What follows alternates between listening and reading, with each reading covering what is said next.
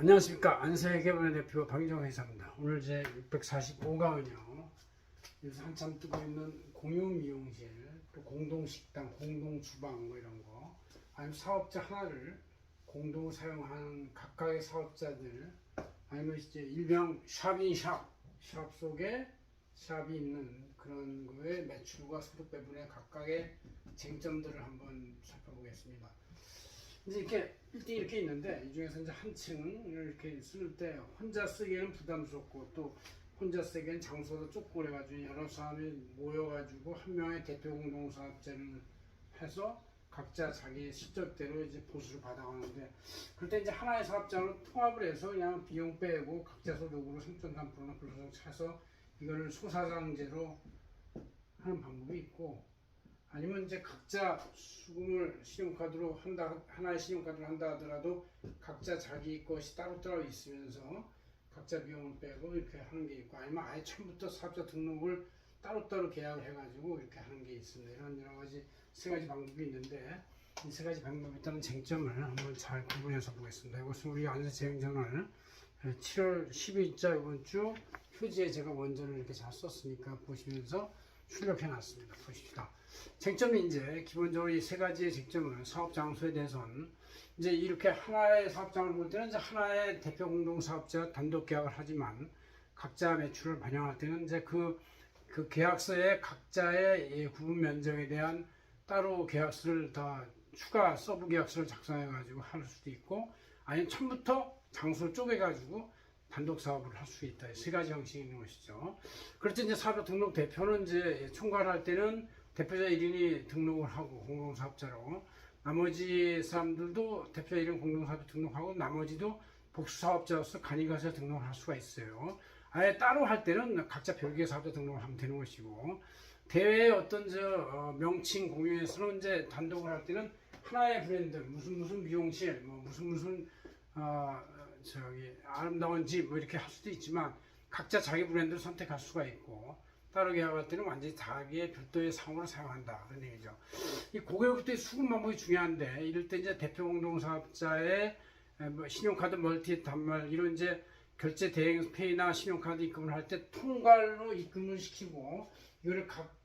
사업장마다 배분해 가지고 하고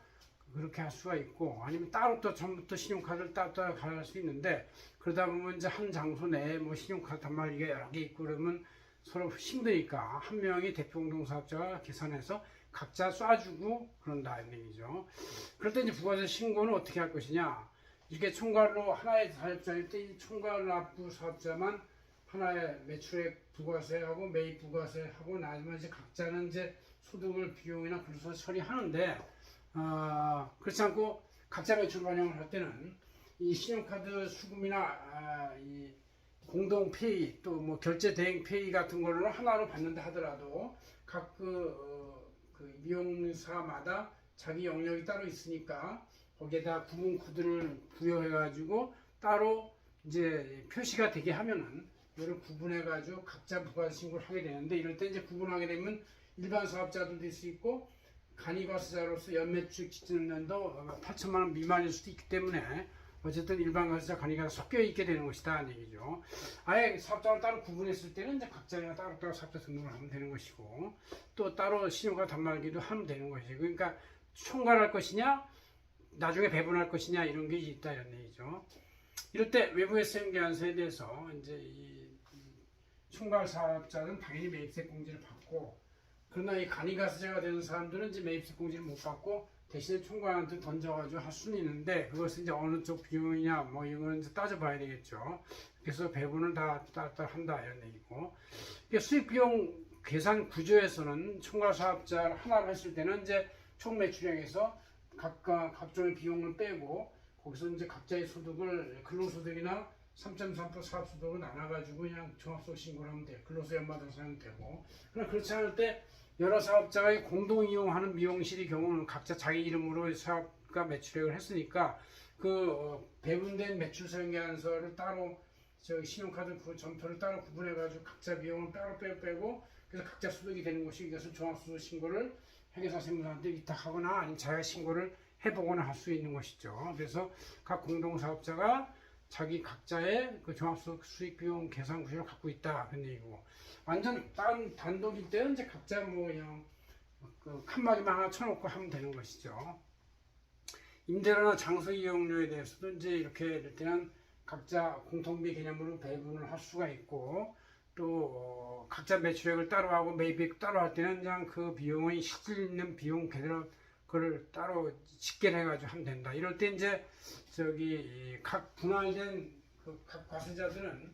그 대표 총 공동 사업자한테 현금 영수증을 발행해서 그 구분된 매출액에 대한 금액을 자기가 그대로 받아온 거에 대한 입증으로서 표시를 하고, 그럼 이제 총괄 공동 사업자들은 이제 현금 영수증 받은 걸 뺀 나머지 자기 매출에 대한 것만 부가 신고를 하면 되는 것이죠. 이렇게 하면 되고, 종합소득 신고는 이제 대표 공동사업자 총괄 공동 신고를 하면서 비용을 빼고 또 각자는 각자대로 종합소득 신고를 할 수 있다.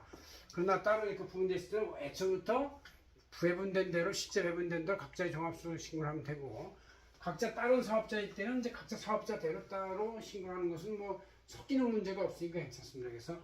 이 세 가지가 있어요. 완전히 총괄 공동사업자가 단독 계약을 하면서 거기서 하청을 해서 이제 그 소득을 배분하는 방법이 있고, 애초부터 매출을 구분해서 하는 방법이 있고, 아니면 이제 아예 사업장을 구분해서 다른 사업자 등록을 내는 것이 세 가지 방법이 다 있는 것인데, 난 나름대로 자기 형편에 맞춰서 하면 되겠다 그런 얘기죠. 그래서 요새는 특히 이 공동 미용실, 뭐 공동 주방, 또 공동 뭐 네일샵, 또 공동 배달업소 이렇게 해서 각자들이 자기 실적에 따라서 일을 해서 하는 것이 더 편하고 또 투명하기 때문에 그런 방법을 선택할 때는 장소는 하나를 공동 사용하더라도 계약서를 조금씩 구분해서 다시 쓴다든가, 아니면 그 매출을 배분하는 방법을 연구를 해서 그렇게 하나의